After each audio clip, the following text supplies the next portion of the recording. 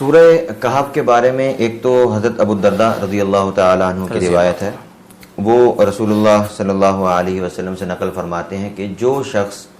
سورہ کہف کی ابتدائی 10 آیات جو ہے وہ یاد کر لیتا ہے تو وہ فتنہ دجال سے محفوظ رہے گا۔ سبحان اللہ۔ اسی قسم کی روایت حضرت ابو الدرداء رضی اللہ تعالیٰ عنہ سے بعض کتب میں اس میں آخری 10 آیات کا ذکر ہے، ٹھیک، کہ جو آخری 10 آیات جو ہے وہ حفظ کر لیتا ہے وہ فتنہ دجال سے محفوظ رہے گا۔ اور اسی طرح حضرت سہل بن معاذ رضی اللہ تعالیٰ عنہ کی روایت ہے کہ وہ فرماتے ہیں کہ سورہ کہف کی جو شخص پہلی اور آخری آیتیں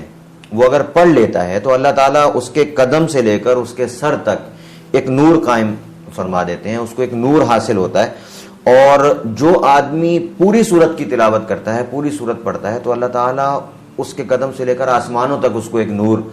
فراہم کرتے ہیں، اور قیامت کے دن بھی یہ نور جو ہے وہ اس کی رہنمائی کرے گا۔ ان فضائل میں جب ہم غور کرتے ہیں تو اس سے ہمیں یہی پتہ لگتا ہے کہ یہ جو نور اللہ تعالیٰ قائم فرما رہے ہیں کہ جب آپ اس کو پڑھتے ہیں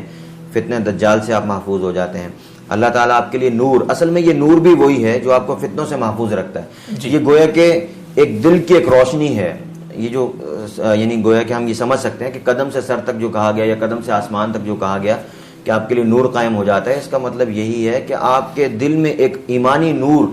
وہ ایک پھوٹتا ہے،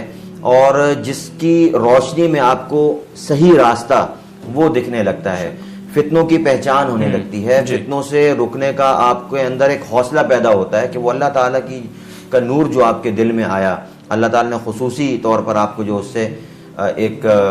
انعام کے طور پر آپ کو عطا کیا، وہ انسان کی پھر رہنمائی کرتا ہے کہ زندگی کیسے گزارنی ہے، آنے والی مشکلات کا سامنا کس طریقے سے کرنا ہے۔